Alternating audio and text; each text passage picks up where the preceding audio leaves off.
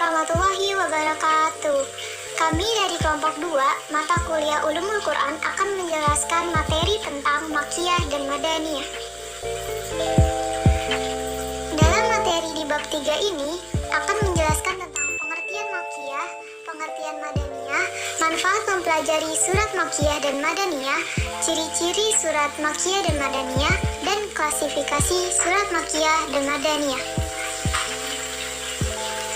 Pengertian Makkiyah. Kata Al-Makki berasal dari kata Mekah.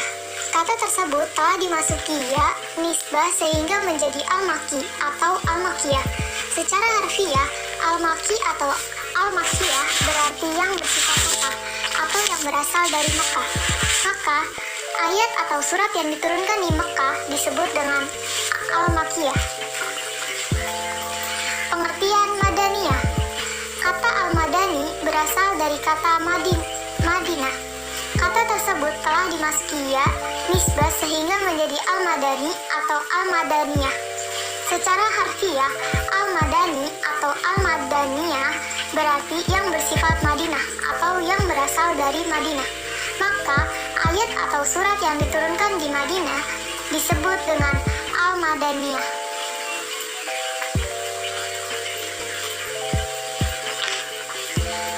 Dari penjelasan singkat di atas, kita bisa memperoleh informasi bahwa Makkiyah artinya adalah keseluruhan surat-surat atau ayat-ayat dalam Al-Quran yang diturunkan di kota Mekah, yakni pada masa Nabi Muhammad SAW bermukim di Mekah atau sebelum Nabi SAW hijrah ke Madinah. Sedangkan Madaniyah bisa diartikan keseluruhan surat-surat atau ayat-ayat dalam Al-Quran yang diturunkan di kota Madinah ba'dal hijrah. Surat-surat atau ayat-ayat yang masuk ke dalam surat Madaniyah adalah surat-surat yang turun ketika Nabi Muhammad SAW sudah melakukan hijrah dari Mekah ke Madinah. Secara istilah, Makkiyah dan Madaniyah berarti suatu ilmu yang membahas tentang tempat dan periode turunnya surat atau ayat Al-Quran, baik Mekah ataupun Madinah. Ayat atau surat yang turun pada periode Mekah disebut dengan ayat atau surat Makkiyah, dan ayat atau surat yang turun pada periode Madinah disebut dengan ayat Madaniyah. Apa sih manfaat dari mempelajari surat Makkiyah dan Madaniyah? Mempelajari dan mengetahui surat Makkiyah dan Madaniyah banyak manfaatnya, diantaranya yang pertama, untuk dijadikan alat bantu dalam menafsirkan Al-Quran, sebab pengetahuan mengenai tempat turunnya ayat dapat membantu memahami ayat tersebut dan menafsirkannya dengan tafsiran yang benar. Sekalipun yang menjadi pegangan adalah pengertian umum lafaz, bukan sebab yang khusus. Berdasarkan hal itu, seorang penafsir dapat membedakan antara ayat yang nasih dengan yang mansukh bila di antara kedua ayat terdapat makna yang kontradiktif.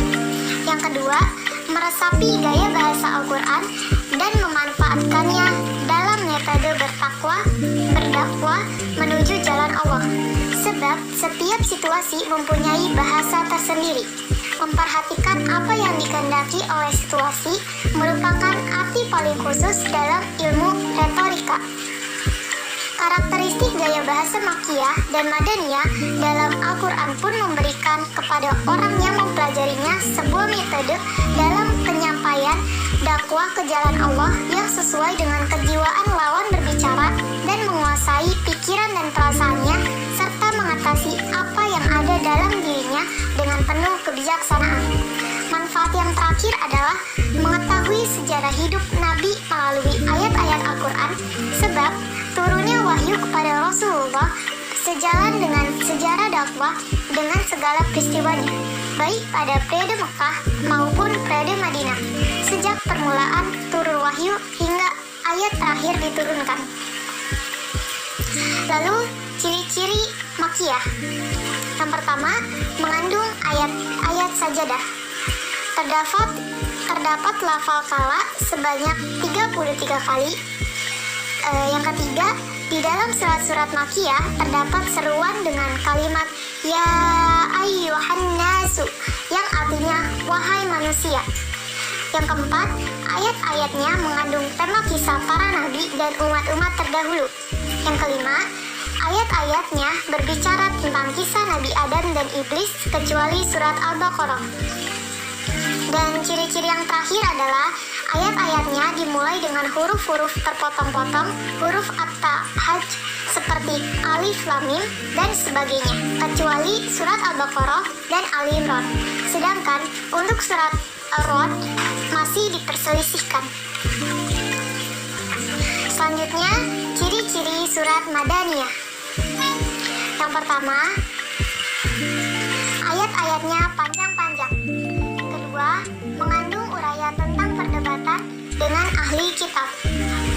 Yang ketiga, mengandung sindiran-sindiran terhadap kaum munafik kecuali surat Al-Ankabut. Yang keempat, mengandung ketentuan-ketentuan Faraid dan Had. Dan yang terakhir, mengandung kalimat orang-orang yang beriman pada ayat-ayatnya. Lalu yang terakhir, penjelasan yang terakhir itu tentang klasifikasi Makkiyah dan Madaniyah. Para ulama begitu tertarik untuk menyelidiki surat-surat Makki dan Madani. Mereka meneliti Quran ayat demi ayat dan surat demi surat untuk diterbitkan sesuai dengan nuzulnya, dengan memperhatikan waktu dan pola kalimat. Yang terpenting dalam pengklasifikasian Makki dan Madani yang dipelajari para ulama dalam pembahasan ini adalah: pertama, yang diturunkan di Madinah. Ada 20 surat Madaniyah, yakni Al-Baqarah, Al-Imran, An-Nisa, Al-Maidah, Al-Anfal, At-Taubah, An-Nur, Al-Ahzab, Muhammad, Al-Fat, Al-Hujurat, Al-Hadid, Al-Mujadalah, Al-Hasyr, Al-Hajj, Al-Mumtahanah, Al-Jumu'ah, Al-Munafikun, At-Talaq, At-Tahrim, dan An-Nasr. Yang kedua, yang diperselisihkan. Sedang yang masih diperselisihkan ada 12 surat, yakni Al-Fatihah, Ar-Ra'd, Ar-Rahman, As-Saff, At-Takhabun, At-Tawfif, Al-Qadar, Al-Bayyinah, Az-Zalzalah, Al-Ikhlas, Al-Falaq, dan An-Nas. Dan yang terakhir, yang diturunkan di Mekah. Ada 82 surat sisanya. Jadi, surat-surat Quran itu semuanya 114 surat. Lalu, ayat-ayat Makkiyah dalam surat-surat Madaniyah. Dengan menamakan surat tersebut itu Makkiyah atau Madaniyah, tidak berarti surat tersebut seluruhnya Makkiyah atau Madaniyah. Sebab, di dalam surat Makkiyah terkadang terdapat ayat-ayat Madaniyah, dan di dalam surat Madaniyah pun terdapat ayat-ayat Makkiyah. Dengan demikian, penamaan surat itu Makkiyah atau Madaniyah adalah menurut sebagian besar ayat-ayat yang terkandung di dalamnya. Di antara sekian contoh ayat-ayat Makkiyah dalam surat Madaniyah ialah surat Al-Anfal. Tetapi banyak ulama mengecualikan surat Al-Anfal ayat 30.